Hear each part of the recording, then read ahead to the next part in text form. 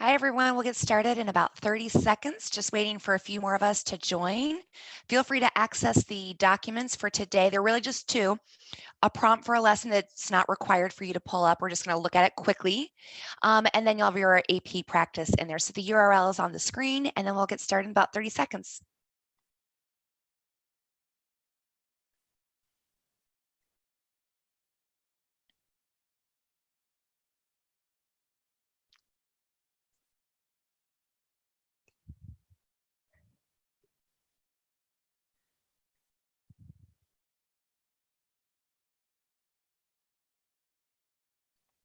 All right. Happy Friday, everyone. I don't know if you're like me, though, that a Friday feels like a Tuesday now, that all these days are just blending together. But today is, in fact, Friday. So happy Friday. Thanks for joining us today. I am Emily Velitis. I am an English teacher outside of Chicago, about an hour west outside of Chicago. And before we get started with today's lesson, I want us to review what you learned yesterday about the appeals to ethos, pathos, and logos. Mrs. Knight walked you guys through some definitions for each of those, and then you guys looked at the first half and then the second half of Patrick Henry's speech to the Virginia Convention, identifying moments of the writer appealing to the reader's sense of ethos, pathos, or logos. And that your task last night for the practice was to take some of the examples that you guys had discussed and consider whether or not they would be effective based on your understanding of the rhetorical situation and how he connected his prose, his language to his particular audience. So here's a chart that you might have had, one that's filled out for you. And again, Mrs. Knight went through some of these examples with you. So maybe you have common examples. Your discussion and the effectiveness in a rhetorical situation might not be the same, but hopefully you guys are in a similar area. So feel free to pause the screen if you need to, pause the feed, and look at the extent to which yours are similar to what Mrs. Knight did yesterday.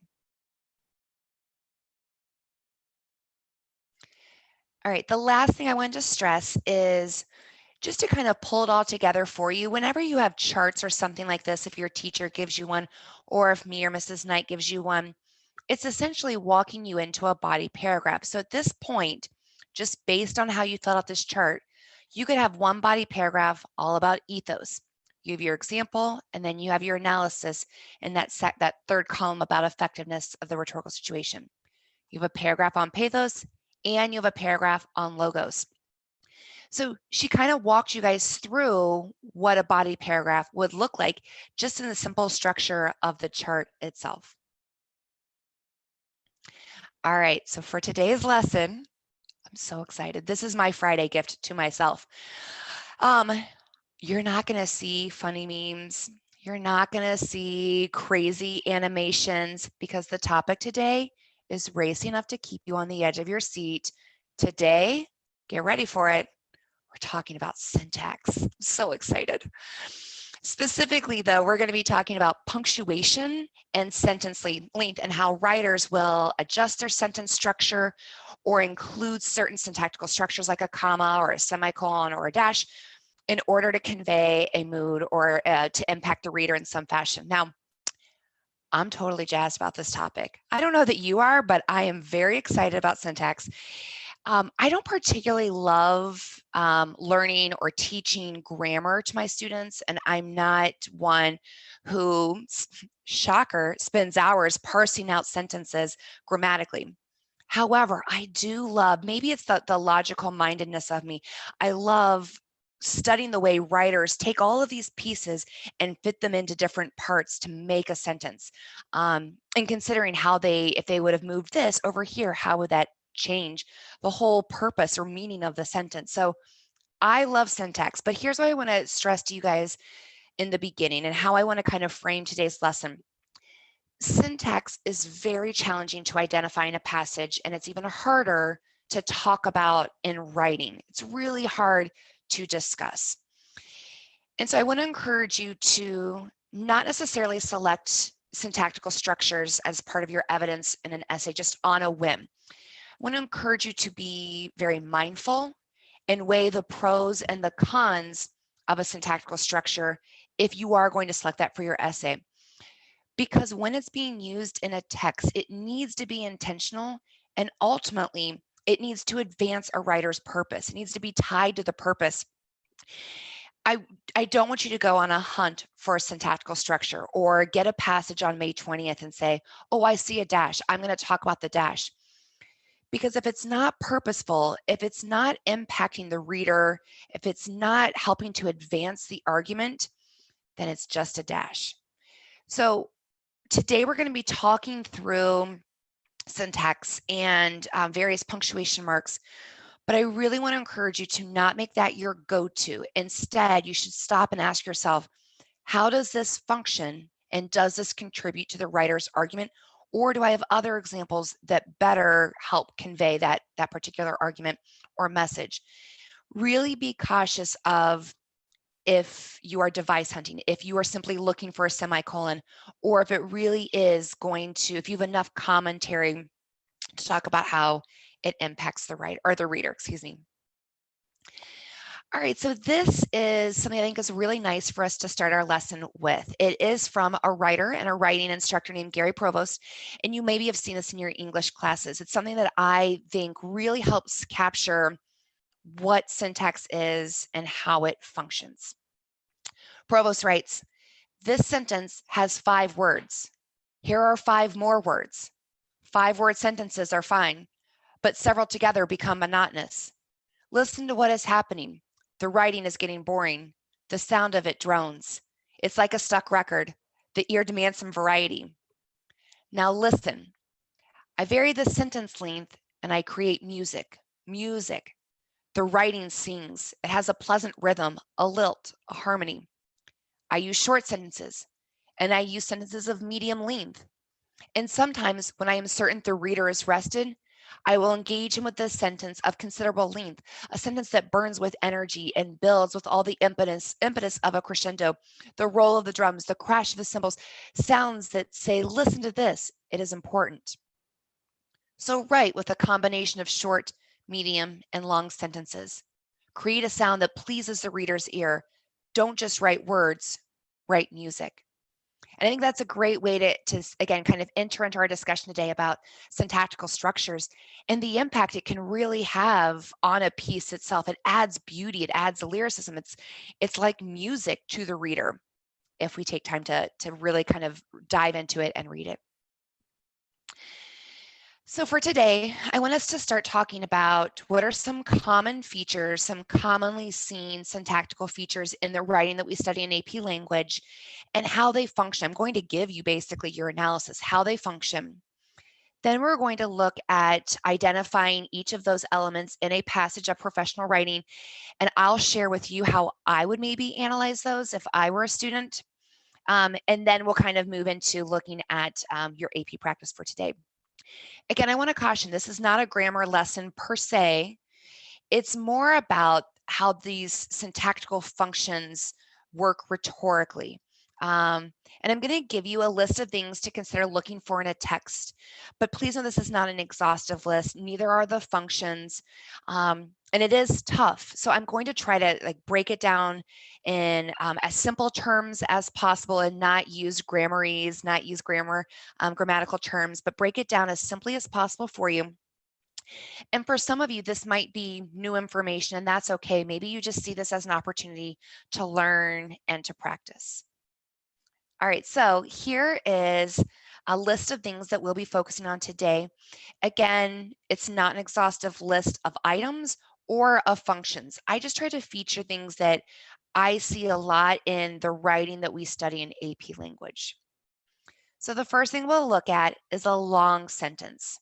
And when a writer uses a long sentence, some common features that you might be analyzing in your commentary or you might be discussing is how it has a function of being kind of like a stream of consciousness, where the writer just spills ideas out onto the text itself or onto the passage.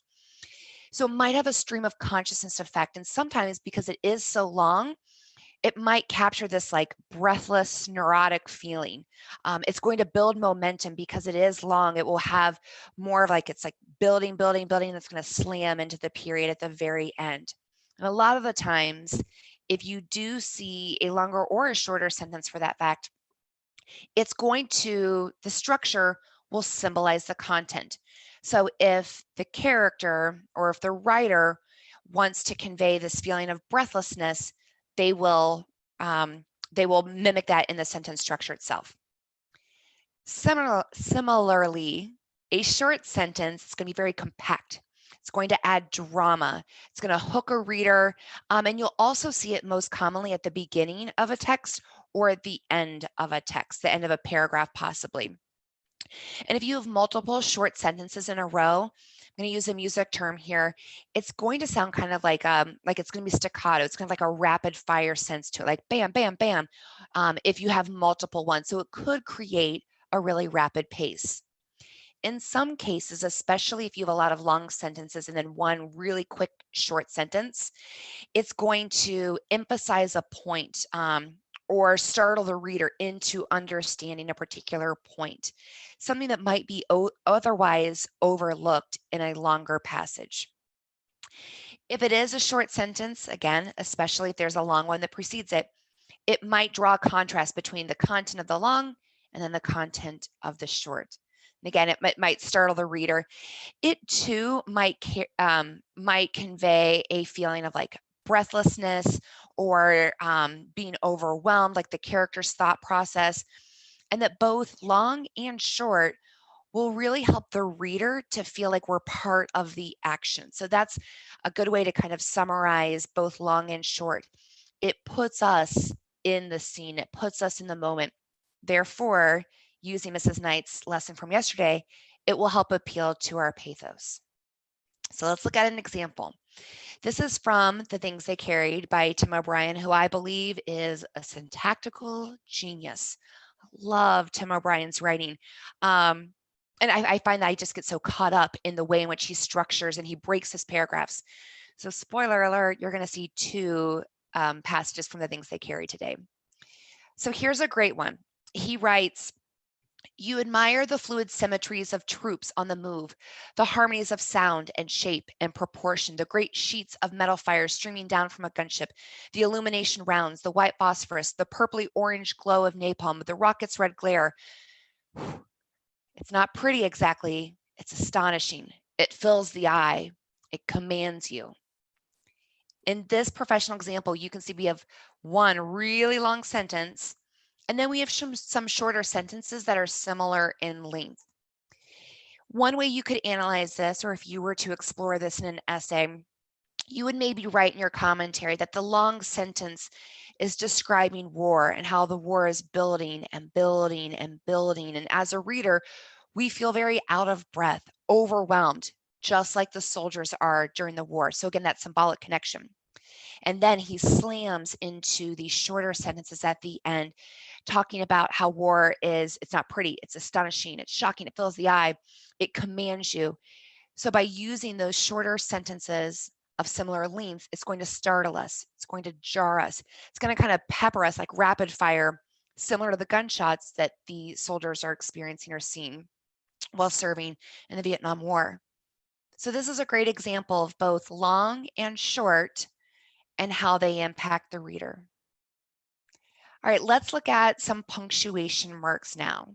So the comma is most typically going to be seen in a list.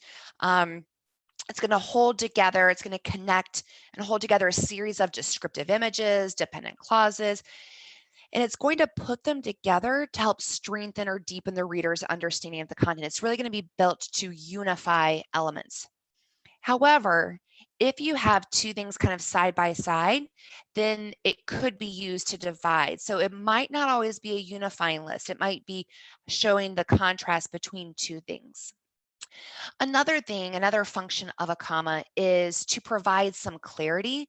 As you know, a comma is typically meant to give you like a pause, or when you were younger, maybe you were taught, put a comma wherever you want the reader to take a breath, which is something that makes me hurt when I hear now. But think about that symbolic function, at least when you see a comma, in the sense of it gives the reader time to pause and digest the information. So it could provide some clarity.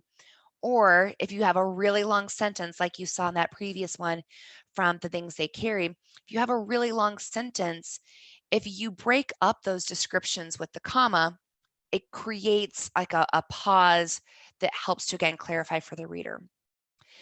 You will see a lot of commas in pre-20th century texts. They are comma crazy. And I guess the one thing I would encourage you to do is if you get a passage on May 20th that is pre-20th century, then maybe you notice a bunch of commas, try to like bracket it off and recognize what is essential and what is non-essential. And if you can go back and find the main idea, the subject and the verb of the sentence, that might help you to better understand the content itself. Oh, one more thing before we move on. Commas in long sentences kind of will function the same because it's rare that you would have a long sentence that doesn't have descriptors or elements or a list within it. So you'll see that a lot of these, the examples, the long sentence will function, they'll have a similar function, or your interpretation of it will be the same as it is with the comma. So here's a professional sample from Victoria Lancelotta, and she writes, this is the sort of error that sticks, the kind you want to pull off you, away from your skin, or wipe away in great sluicing motions and back into the water where it surely belongs, because this is not the sort of air that anyone could breathe. You could die, drown, trying to breathe this. So you can see here with her commas, basically what she's doing is describing the air that sticks. And each of those descriptions in that list is helping us to better understand that air. As a reader, like you can feel it. You can feel the air yourself because of the words she's using, but also because of the way she's arranging them with all of these phrases. It's almost like I feel like I'm suffocating, that I'm drowning, just like this person, the character, the speaker, because they just keep building upon each other. The next punctuation mark is something that I use a lot in my writing, and that's the dash or the parentheses. And they function in very similar ways. So both of them will serve as kind of like an interruption or to indicate a digression or an aside, like an additional thought, an afterthought, an interruption, like the reader has said something and now they want to interrupt and add just a little bit more. Another thing is if you see that you have a sentence and there's a dash, typically or occasionally what might happen is that what follows that dash is really going to try to elucidate a point, to clarify a point by pushing it into the forefront, by propelling it into the limelight. Again, it's probably going to be an idea that you might not have recognized otherwise. So by setting it off with that dash, that interruption, it will draw more attention to it. Since a dash or a parentheses is going to be like an afterthought or an additional thought, it's usually like a writer's thought. So you'll see that stream of consciousness feeling come in as well. It's almost like it's, oh, I forgot to tell you this. So it seems more personal, like it's the writer speaking to you, which is going to create a little bit more intimacy between the reader and the speaker because they are informal. So before I show you an example, let me highlight some of the differences though between a dash and a parentheses. A dash, I mean, just like even looking at it, makes sense. It's more abrupt. It's more casual. It is going to push its way into a text. Whereas a parentheses, it's soft, it's smooth, it's more subtle. And because of it might seem a little bit more formal. In your writing, I don't know that you will necessarily focus on those differences. It's more just to help clarify if you're saying to yourself, well, what's the difference between these two? Just to highlight that for you. All right, another syntactical genius is F. Scott Fitzgerald. And this comes from the fantastic book, The Great Gatsby. And I think this is in chapter 2, and it's sad that I know that. I could probably tell you that I think it's on page 19 of chapter 2 in my book. But he's talking about an area known as the Valley of the Ashes, and he writes, about halfway between West Egg and New York, the motor road hastily joins the railroad and runs beside it for a quarter of a mile so as to shrink away from a certain desolate area of land. This is a valley of ashes, dash, a fantastic farm where ashes grow like wheat into ridges and hills and grotesque gardens, where ashes take the form of houses and chimneys and rising smoke, and finally with the transcendent effort of men who move dimly and already crumbling through the powdery air, and it then slams into the period. So here he's describing the Valley of the Ashes, and he could have put a period and written a new sentence, but instead he's going to give us the dash and then give us all of these descriptions about the Valley of the Ashes. It's a bit of a digression. Like, we could probably understand what the Valley of the Ashes were like just because he describes them as desolate. It's a valley of ash. So it seems like a digression that's meant to really kind of highlight the disparity of the area itself. It helps us to understand just how desolate it truly is. And it does seem a little like stream of consciousness, almost as if Fitzgerald is like leaning into us to tell us just a little bit more about the Valley of the Ashes. And it grows and it grows and it grows through those descriptions. Now, I would encourage you to think, what am I going to focus on here? Am I going to focus on those descriptions and how they build upon each other? Or is it going to be the dash? Two different functions. Am I going to talk about how those descriptive phrases are overwhelming and they just keep coming over and over and over again, which is great, totally works? Or are you going to focus on the dash and how it's almost as if Fitzgerald is interrupting himself to tell you a little bit more about it? So maybe just think through in a sentence like this or an example like this, what is it that I'm really selecting to focus on? And does my analysis and my discussion of the function match with that particular choice? All right, and then our last one to look at today, our last punctuation mark is the semicolon. I don't want to get too grammarific on you, but basically a semicolon is when you kind of like a complete sentence before and a complete sentence after the semicolon right here in the middle. So it's when you've got two clauses that work together. So it makes sense that symbolically speaking, the semicolon really functions to connect, to unify, to put two things next to each other.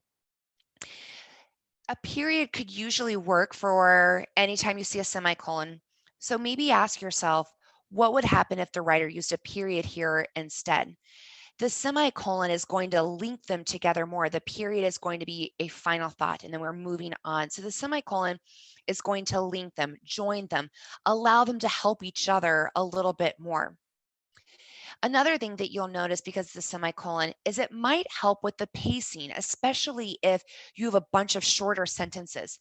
Remember earlier how I was describing with the short sentence that it's like staccato and it's very like rapid fire? The period is what really helps to do that. So if you have a semicolon, it's going to smooth it out a little bit more. It's going to help with the pacing, and it could be providing some clarity. So if the idea in the first clause isn't entirely clear, then the semicolon is going to extend that thought. It's going to bring clarity back into the sentence itself. So here's another Fitzgerald quote. Sorry, at least I'm predictable. In Tender as the Night, Fitzgerald writes, "Before 8, a man came down to the beach in a blue bathrobe, and with much preliminary application to his person of the chilly water, and much grunting and loud breathing, floundered a minute in the sea. When he had gone, beach and bay were quiet for an hour. Merchantmen crawled westward on the horizon. Busboys shouted in the hotel court. The dew dried upon the pines." So if you're looking at the content of this particular passage, basically we have a guy who comes down before 8 o'clock and he's getting the water and it's cold water. And so he's making a bunch of noise. And then the second sentence tells us once he leaves, the beach and the bay were quiet. And that third sentence where we see those semicolons emerging, that's when we can see the effect of that quietness of him leaving. He could have used periods here, but instead he uses semicolon to really smooth it out, to slow the pace down, especially which is highlighted by the first sentence that's really long and really like obnoxious about this guy and how loud he is. But the semicolon is going to reflect that quiet. It's going to balance things out just a little bit more. All right, so we've looked at long sentences, short sentences, and then a variety of punctuation marks. Let me give you a few last minute tips before we start talking about how do you fit this into your writing. Make sure you are starting with what is the argument of the text. And this is true of all writing. Whenever you're reading a passage, start with what is the argument, what is the line of reasoning being developed here, and then which piece of evidence, which choice best conveys that idea, best conveys that claim. Don't do it the other way around. Don't do, oh, well, I see this dash, I see a semicolon, how can I make it work? Because if you're taking that approach, then it's probably going to come across really forced and not reflecting a deep understanding of the text itself. So always start with what is the writer saying, what is the writer doing, and what choices or what evidence can I use to convey that? And really, again, only consider it if it's going to genuinely impact the meaning. Don't randomly describe a short sentence if it's not having some larger rhetorical effect on the passage or the reader. Also, look at it in context. Make sure you're looking at the content and how that mirrors the syntactical structure as well. And then the last thing is think a little about the genre too. So if you are an audience member and you see someone on a stage behind a pulpit speaking to you, or a podium speaking but to you, you might hear pacing. You might hear a long or a short sentence. You might also hear or like physically see the reader or the speaker lean in and give you some extra description, but you can't hear a dash. So I don't know that I would choose a dash unless you're really going to focus on, again, like that leaning in, that digression. And in that case, you're probably looking more at the descriptions and you're looking at the content and not the grammatic or the rhetorical function of that punctuation mark.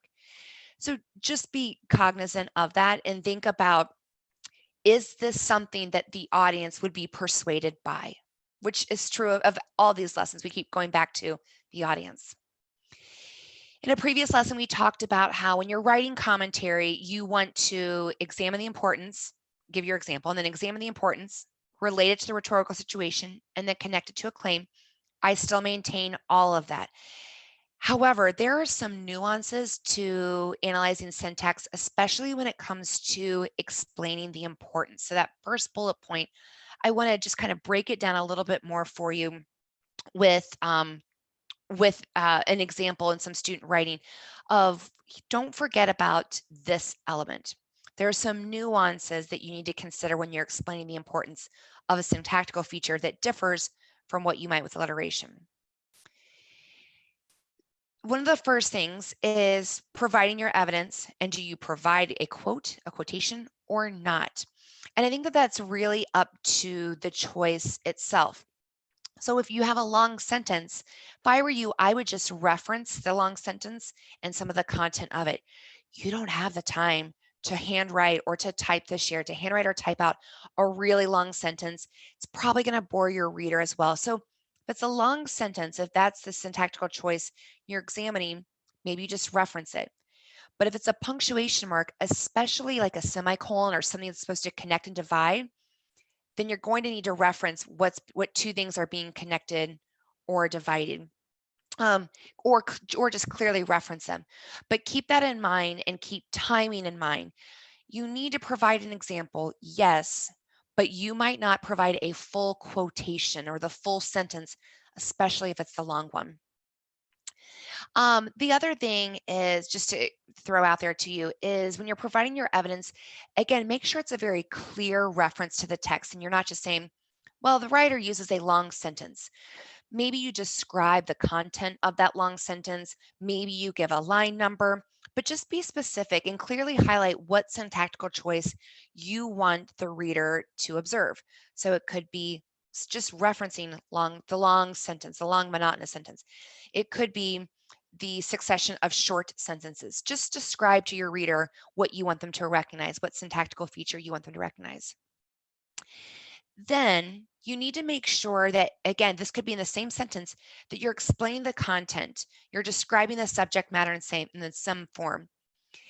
If syntax is the arrangement of words, then you have to explain the content of the words in order for the discussion of the arrangement to make sense.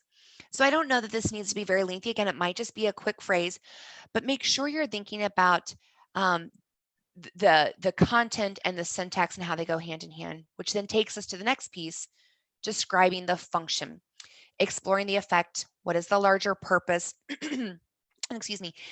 And then again, for some of you, that might be a larger, more symbolic function, that the content is symbolized in how it's structured. Also remember that you might want to then kind of take your analysis, the function, into how it's an appeal to pathos, because it's connecting with the reader. Again, I think it kind of depends on your choice in the passage. So in the show more part of our video description today, you have access to our documents and our links. Here's a passage that you do not need to pull up. Excuse me. You do not need to pull up. You do not need to read. I provide it just for fun in case you want to read it this weekend. This is a passage that was part of the 2006 exam. I call it the prompt that makes you want to cry and like curl up into a fetal position and just sob and not write anything for 45 minutes. Because if you look closely, you can see this passage only had 3 sentences. My students were so angry when they came out of that exam of like, you are never going to guess what we saw. So we're not going to study it. It's a very complex passage. It's not as accessible, and I don't think it's as much aligned to what you will probably see May 20th anyways. But again, I have samples that students wrote to this, and I think that they're talking a lot about the syntactical function, specifically of that second long sentence. So I wanted to give you some student writing, and in order for it to make sense, I wanted to give you the prompt as well, but you don't need to study it. Again, I don't think that this is representative of what you would see in on May 20th anyway. For both of these samples, I will tell you that they are out of class essays. I have never given this as a timed writing. So I think that these responses are pretty well developed and not, again, indicative of what you would do in a timed writing setting. But both samples are going to focus on that long listy sentence in the middle and how the commas and the phrases build upon each other. Pause the feed, pause the recording if you need to, and take a moment or two just to read through what the student has written, and then I'll explain what the student did in terms of the commentary, just to help connect the dots for you. So pause the feed, take a minute to read through it, and then I'll walk you through it.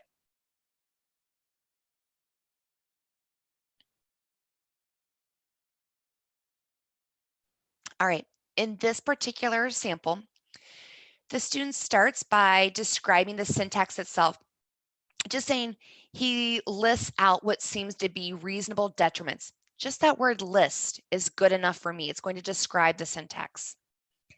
Then the student explains the content a little bit and references how it's just basically one gigantic compound sentence of complaints. So I can see it's going to be a long list of complaints. The reader or the student is setting me up, the reader, to understand what he or she is about to analyze. The student briefly provides the function by saying it's a running string of misery, which is what pretty much all of my students said when they took this prompt, or when they answered this particular prompt, that it's a running string of misery, one stacked upon another. But that's a pretty brief function. And then the student gives us a textual example. Remember, if the sentence is long, you probably don't have time to handwrite that or to type it out. So the student just gave a few of those phrases that really highlight the misery. Then the student started to explain the content. You can see that really happens throughout the rest of the paragraph.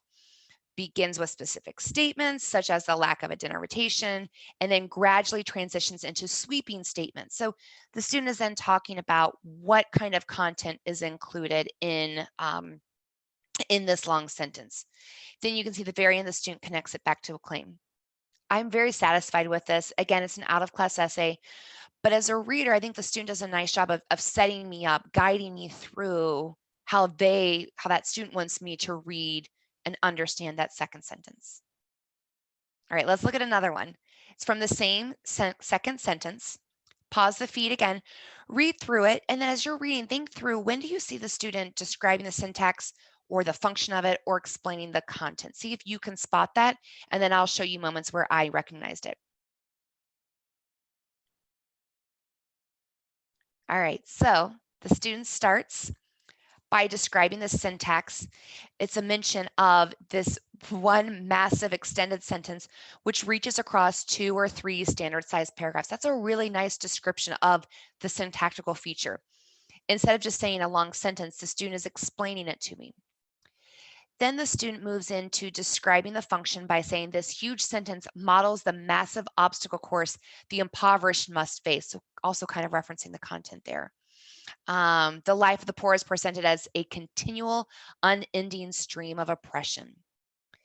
The student describes the function a little bit more by saying this stream-like idea of misfortune is further mirrored, so it should be, by the ascendant in the passage.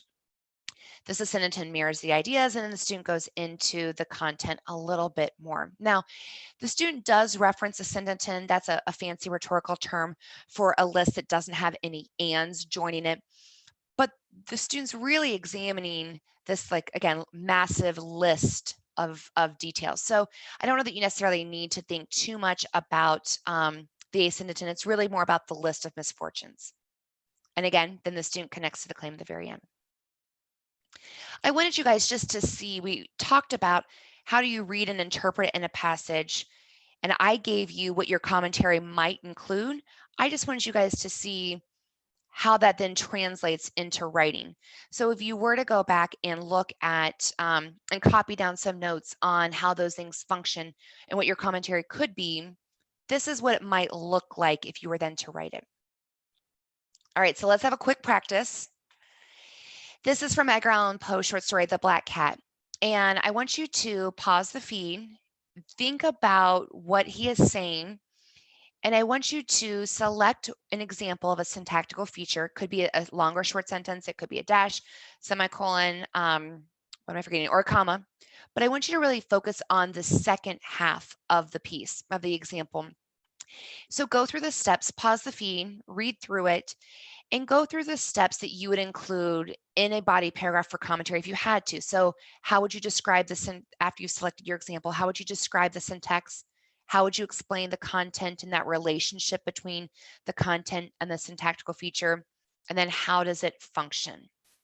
So pause the feed, and then I will give you how I would maybe interpret this. All right. I would maybe start by looking at, okay, well, I see a dash. I see several dashes actually, and I see a lot of description. So I could look at the dash, but again, I don't know that I'm really going to function or focus on how the speaker of this piece is interrupting. For me, I'm really thinking that I'm going to talk more about, or I have more to work with, describing that voice from the tomb that was a cry, muffled and broken, sobbing child, and swelling to one lung. That it's the descriptions that I think I can work the most with. So my example, I might consider dash, but I really think I'm going to work on that long, listy description in the middle. To describe the syntax, I would basically talk about how it's one long, appositive phrase, so that all of those details are describing the voice from within. We have a continuous set of descriptions listed out with commas separating each. To explain the content, I'd maybe talk a little bit about how the continuous set of descriptions are of a voice that's terrifying, it's haunting, it really scares the reader, or again, in this case, the speaker. And then for the function, I'm going to talk about how those terrifying and haunting descriptions build and build and build upon each other, how it creates a rapid pace, this feeling of being overwhelmed, which is what the character is feeling at this moment. And that this battery almost of descriptions will really impact the mood. It's going to make the setting feel oppressive and terrifying, which is going to appeal to the pathos because I can feel the panic of the speaker, or in this case, the character. So I've got a lot more to say about the descriptions than I do the dash. So I'm going to go with that. All right, just a quick review. We talked through long and short sentences, excuse me, and then 3 punctuation marks. But again, I just want to keep stressing, only select this if it's a very significant or impactful choice. It's the most important thing, that whatever it is you're choosing, the feature is really going to help establish, create a mood, or to persuade the audience or to convey the argument. So make sure it's steeped in the rhetoric. We also talked about how then when you write that you, actually, let me go back for a second, and that these right over here to the right, those are elements you might include in your analysis so that when you're writing about it, you're going to provide the evidence, but it might not be a direct quote. It depends on the choice, it depends on the passage, it depends on your timing. That you need to make sure you're explaining the content just a little bit and then really exploring the effect of that choice. So for your practice tonight, I know you were on the edge of your seat waiting for more Tim O'Brien to appear. We're going to look at what I think is just a beautiful passage from his chapter titled The Man I Killed. I want you to read this. You have in your handout for today, the AP practice has the passage. And then you'll also see I've given you a series of questions and a topic sentence to just make it a little bit easier. So you're going to think about which of those features you want to focus on, the long sentence, short sentence, comma, dash, parentheses, or the semicolon, and consider which of those best reflect an idealized version of the man he killed. So practice, I see all of those things, which best conveys that idea. And then you'll see I've given you a series of questions that might help guide you through your selection of the example, your description of the syntax, your explanation of the content, and then your description of the function itself. See, what an exciting Friday. Syntax, it gets me really jazzed for the whole weekend. Have a good weekend. It's good to see you, and we'll see you guys back here on Monday to wrap up this riveting conversation about syntax.